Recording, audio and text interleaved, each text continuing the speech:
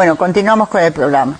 Bueno, está con nosotros ahora el presidente de la Fundación La Alameda, que es Gustavo Vera.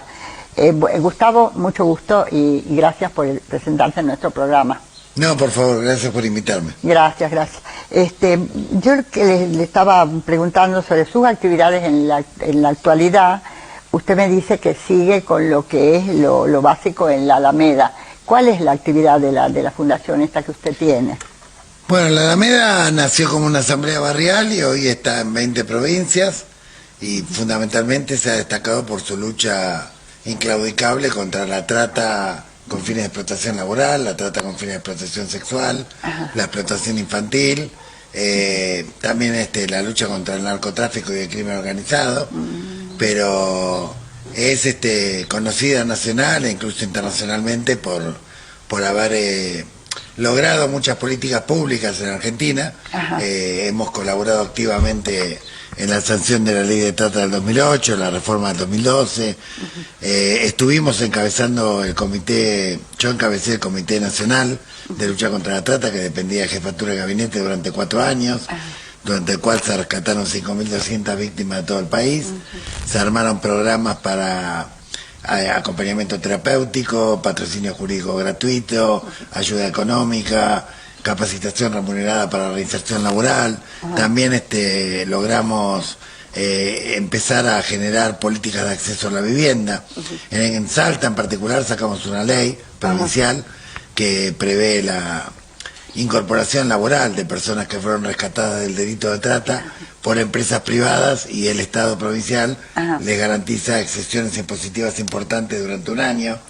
Hubo más de 20 ordenanzas que se sancionaron en diferentes municipios salteños, que eran o para difundir la línea 145, que es la línea anónima y gratuita para denunciar situaciones de explotación, o bien para generar, digamos, instancias de reinserción laboral, ¿no?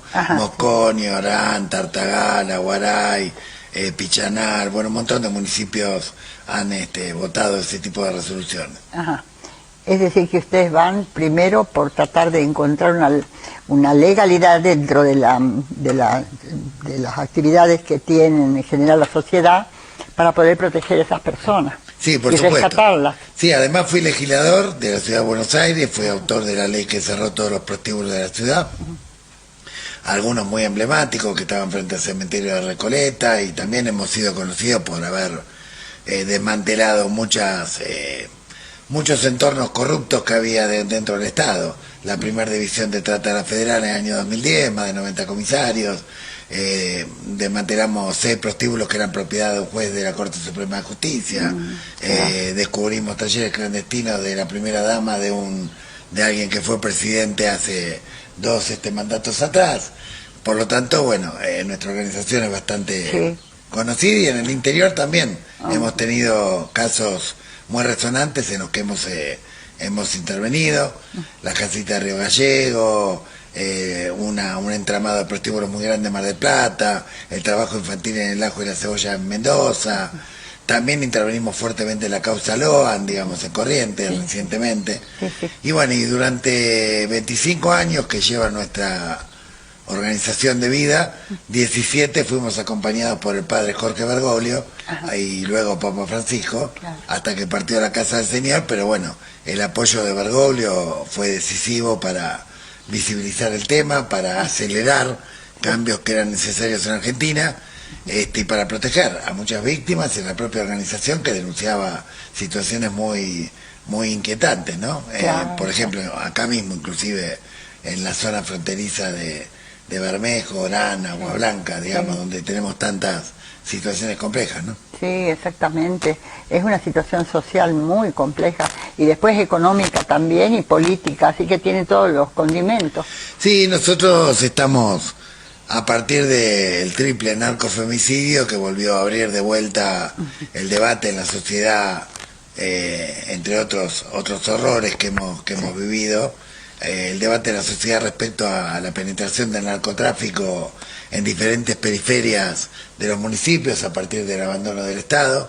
Bueno, lo primero que me parece que tenemos que reflexionar es que hay países como Chile, Brasil, México, que recientemente han modificado drásticamente su ley de financiamiento de las campañas electorales y han prohibido taxativamente cualquier tipo de financiamiento privado. O sea, cualquier tipo de financiamiento que provenga de una empresa, una persona jurídica o lo que fuere, porque ya se ha demostrado, y otros países han seguido el mismo camino, Suecia, Noruega, Francia, Israel, de derecha, de izquierda, acá no hay ideología en esto, pero hay una coincidencia de que cuando vos tenés una ley de financiamiento laxa que permite financiamiento de entidades privadas, eso de alguna manera se convierte en una oportunidad extraordinaria para que la mafia de la trata, la mafia del narcotráfico, coopte concretamente la política, y bueno, lo hemos visto resonantemente en esta campaña, última campaña electoral, con el caso Esper, y ustedes han tenido casos como el intendente de Agua Blanca que está preso, y bueno, varias situaciones más. Me parece que lo primero, para empezar a cortar de alguna manera el huevo, para terminar con el huevo de la serpiente, es garantizar que las campañas sean equitativas y financiadas por el Estado.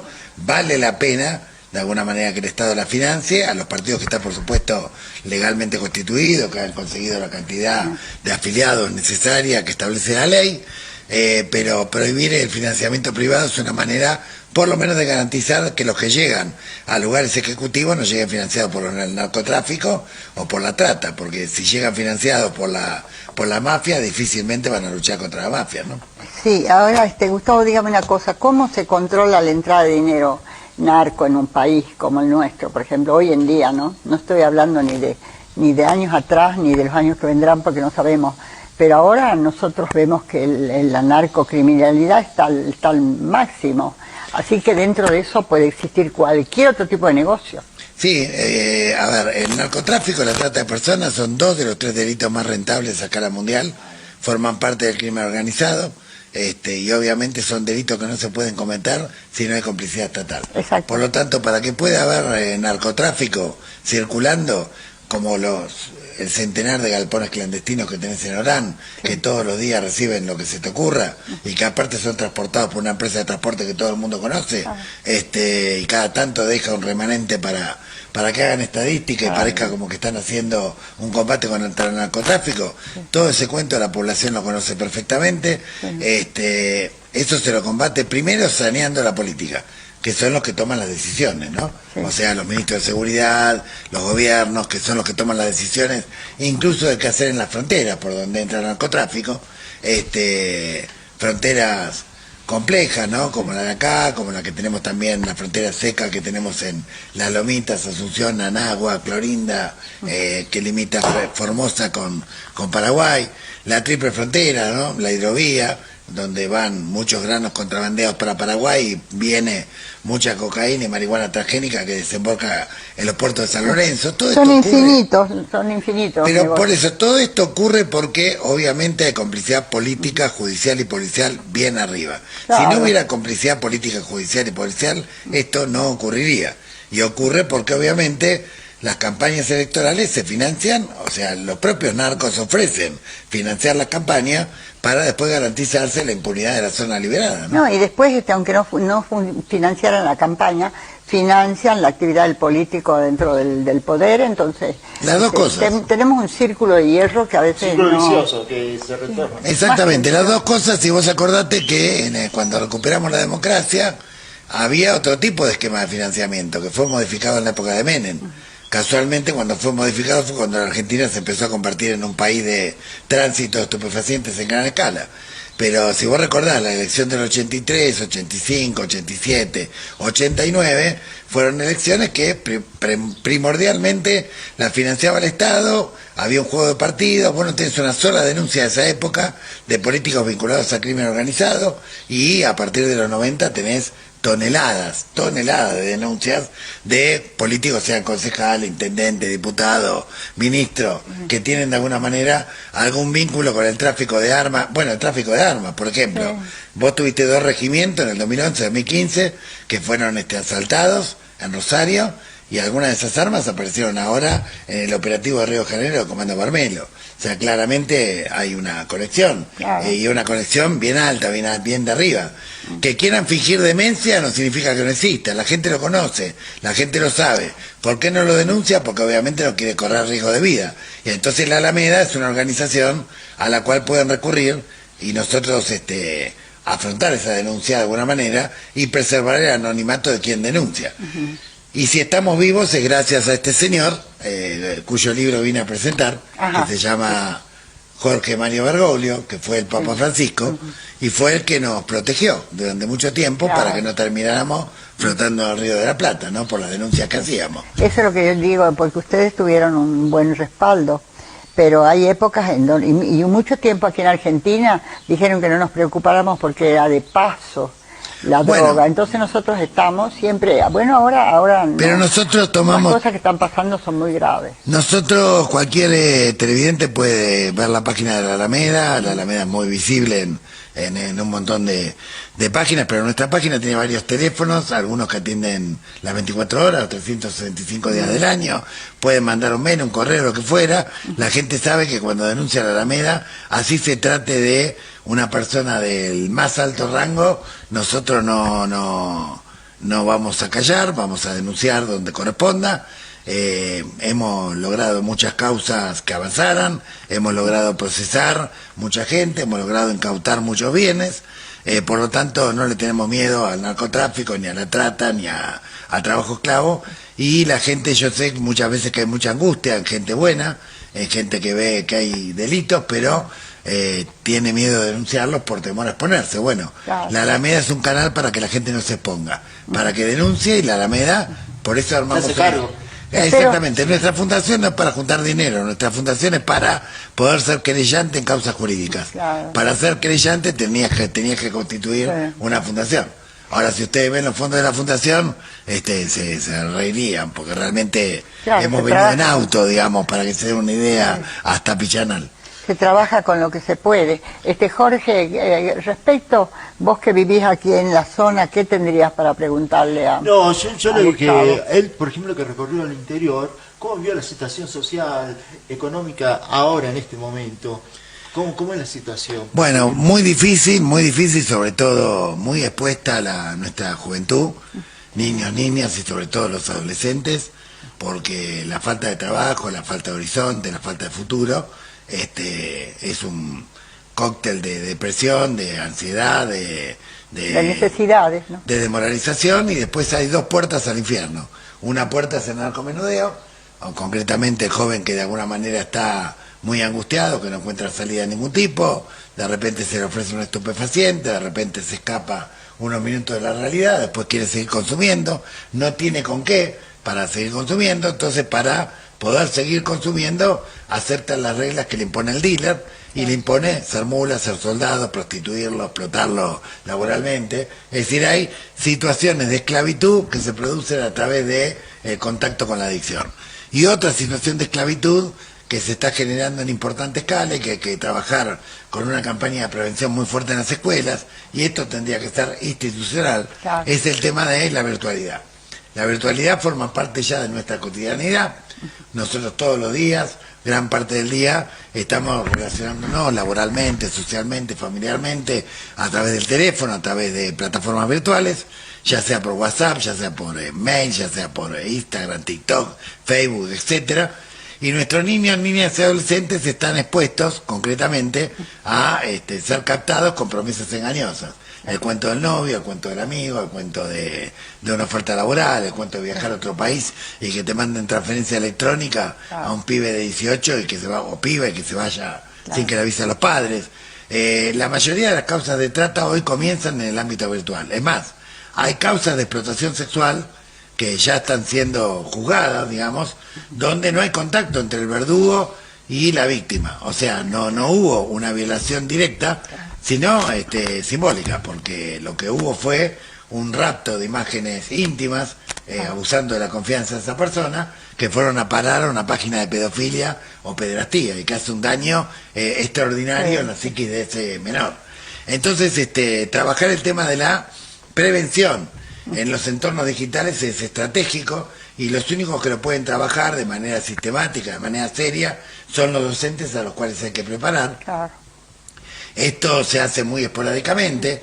Estuvimos anteayer en Jujuy capacitando en 3-4 escuelas y rápidamente los mismos concejales se dieron cuenta que tienen que sacar establecer alguna norma en la cual todas las escuelas puedan tener habitualmente capacitaciones, digamos, porque a ver, muchos de los niños, niñas y adolescentes ingresaron a la virtualidad, que se precipitó con la pandemia, se masificó, pero ingresaron a la virtualidad como primer generación digital, o sea, sus padres, sus hermanos, los mayores que los preceden, no manejaban ningún tipo de instrumento digital, por lo tanto, son una primera generación que no tiene un uso responsable de las redes sociales porque no sabe cómo hacerlo, que no configura su privacidad, o sea que tiene todos los perfiles abiertos, por lo tanto cualquier delincuente, cualquier degenerado puede estudiarle el perfil de cada niño, su rutina, sus puntos débiles, cuando está peleado con la madre, con el padre, cuando necesita plata,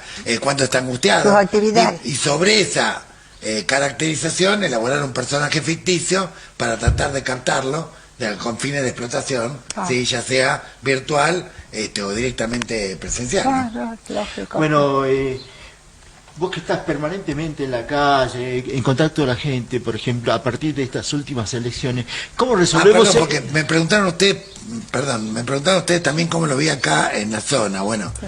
A mí me parecieron, a ver, así como hablo de lo negativo, también quiero hablar de lo positivo, ¿no?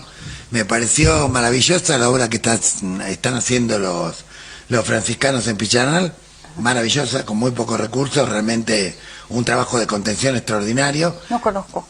Para que, bueno, son hectáreas que han comprado los franciscanos, en las cuales hay casas comunitarias, hay talleres de oficio, hay talleres de recuperación de personas en situación de adicción, refugio para mujeres y para hombres, y donde hay un trabajo realmente en comunidad muy lindo, muy inclusivo, en una zona que es muy complicada. El cruce de Pichanal, hace poco hicimos una denuncia por explotación sexual de menores muy grave, que está siendo investigada por la justicia, justamente que la recibimos de los vecinos. Después también me pareció muy interesante el trabajo que hace el Club Independiente de Irigoyen. Hay un trabajo inclusivo con los pibes muy grande, para que no estén en la calle, para que se dediquen a diferentes actividades deportivas, y me parece que ahí todos los vecinos están colaborando para que ese club sea como un epicentro de inclusión en el tiempo libre, para que en estos momentos tan difíciles los pibes a través del deporte por lo menos estén contenidos. Pero claramente la respuesta para que estas situaciones se subsanen es que haya trabajo, que haya horizonte, que haya futuro. En la medida que esto no exista, es un problema. Vos imaginate que si hoy un chico de 18, 19 años trabaja de repartidor con una bicicleta, o trabaja con una moto y cobra, no sé, 30.000, 20.000 pesos por día, con suerte, trabajando 12, 14 horas, cuando puede cobrar más de 1 millón de pesos siendo solamente soldadito de los narcos, bueno, estamos en un problema grave. ¿Se entiende? Bueno, te preguntaba, por ejemplo, ¿cómo ves, por ejemplo, a partir de estas últimas elecciones, las crisis de representatividad? ¿Cómo cambiamos eso? ¿Qué nos hace falta? ¿Formar nuevos dirigentes o una renovación? Primero lo que nos hace falta es garantizar que todos los que lleguen electos sin estar financiados por las mafias. Por eso es muy importante reformular urgentemente la ley de financiamiento de los partidos y prohibir taxativamente cualquier tipo de financiamiento privado, ¿sí? Porque acá nadie puede explicar de dónde sacó la plata para la campaña. Y después, de dónde viene la plata para la campaña es la condición que te van a poner para poder gobernar mal. Claro. Segundo, para que podamos tener dirigentes que prediquen con el ejemplo, hace falta justamente tener una actitud de corazón de buen samaritano y una actitud de servicio prójimo.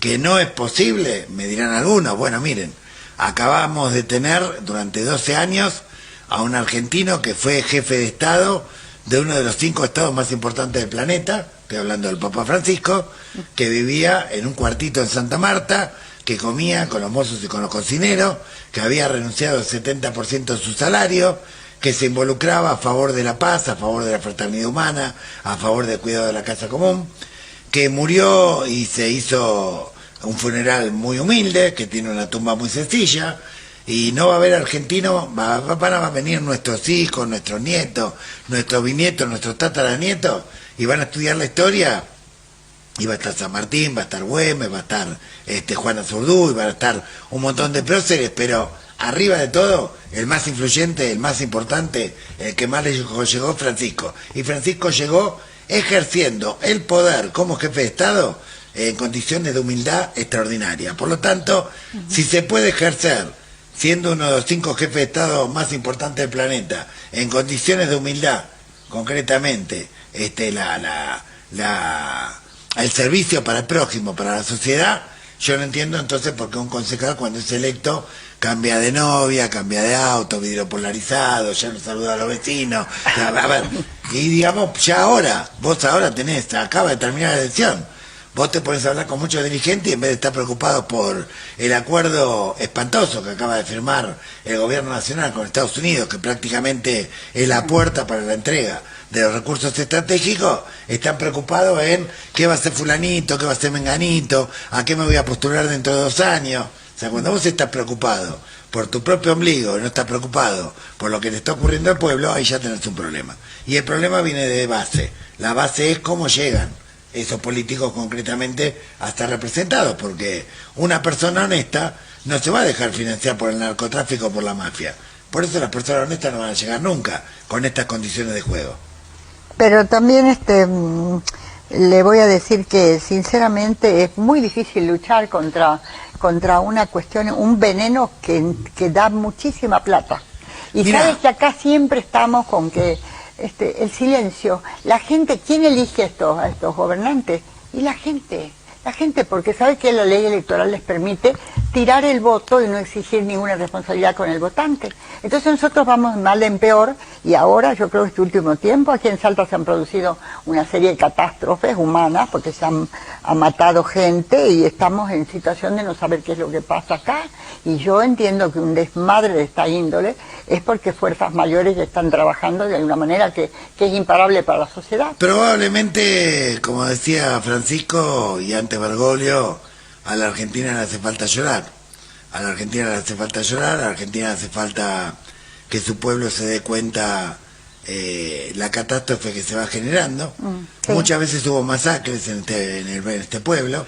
Bueno, vamos a hacer un pequeño corte, después seguimos. Bueno, continuamos con el programa. Estamos acá con el señor Gustavo Vera, que es presidente de la Fundación La Alameda, que lucha contra el tema de la introducción de dinero en el narcotráfico en los países, la corrupción, la viaje y cuestiones de mujeres que están sometidas a la trata. Entonces, no es un tema, es un gran temazo, porque hoy forma parte del medio de vida de muchas personas, y no solamente del medio de vida, sino también del medio de muerte, para algunos que andan cayéndose por el consumo de drogas. ¿Y quién para eso? ¿Quién para?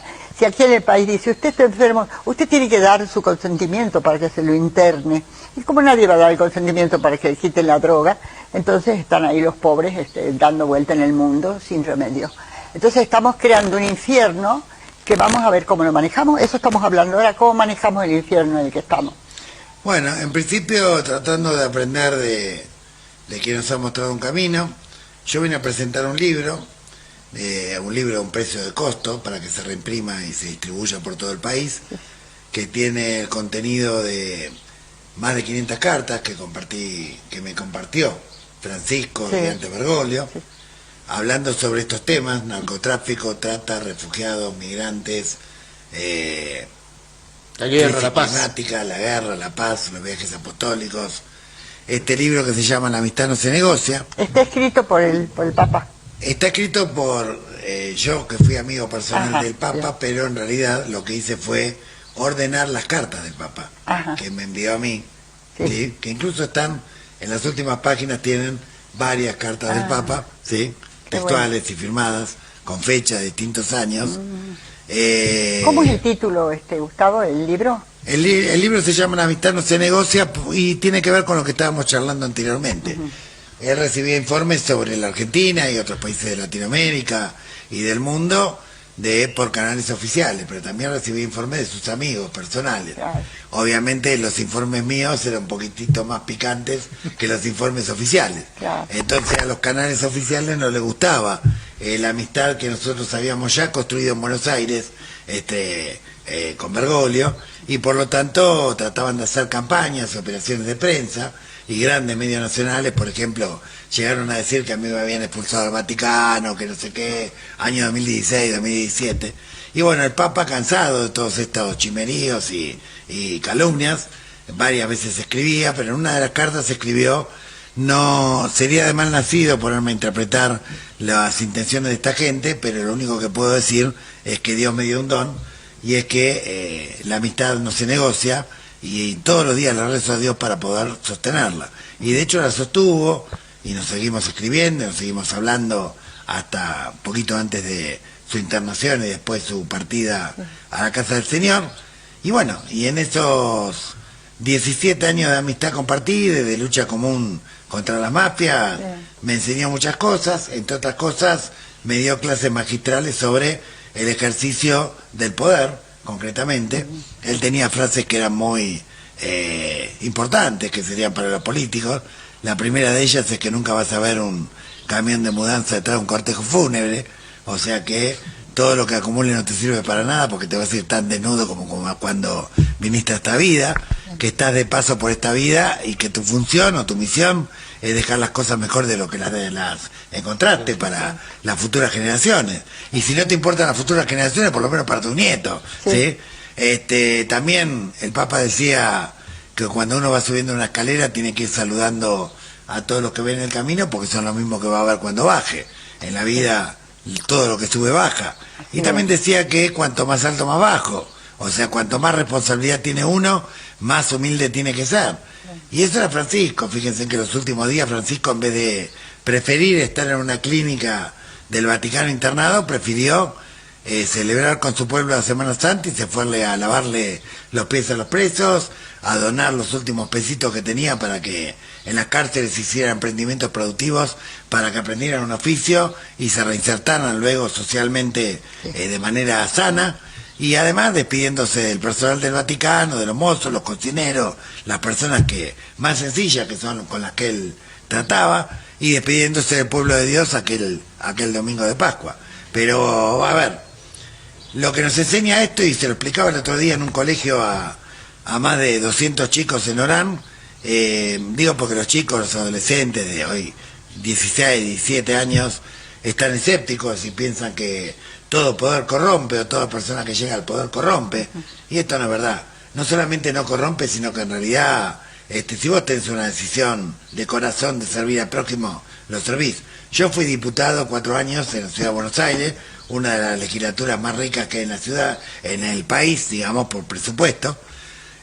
Propuse que ganaran los legisladores lo mismo que un director de escuela o de hospital, porque me parecía un disparate lo que ganaban los legisladores. Sí. Perdí 48-4, Francisco me ayudó y me apoyó y me saludó por incluso yo estaba re mal y Francisco estaba contento de que yo haya instalado el tema, porque él decía que había que mostrarles el espejo donde se miren en su corrupción de alguna manera, claro, en su angurria. Y bueno, y mientras tanto, los 4 años que yo estuve como legislador, ante escribano público, devolví el 60% del salario a organizaciones de la sociedad civil, ¿no? A hospitales, a escuelas, a murgas, a orquestas infantiles, a comedores, a merenderos, y me quedé con lo que era el equivalente al salario de un director de escuela, y a pesar de eso fui el tercer legislador que más proyectos presentó, que más leyes propuso. Por lo tanto, el ganar como un director de escuela no me impidió ser un eficiente legislador. Claro. Lo que pasa es que, bueno, que acá evidentemente estamos acostumbrados a políticos que ganan 20 o 30 veces el salario mínimo, y bueno, eso los desconecta un poquito de la realidad, porque viven en una atmósfera que no tiene nada que ver con el sufrimiento y las necesidades del pueblo. Claro. Ya tenemos, ya estamos al fin del programa.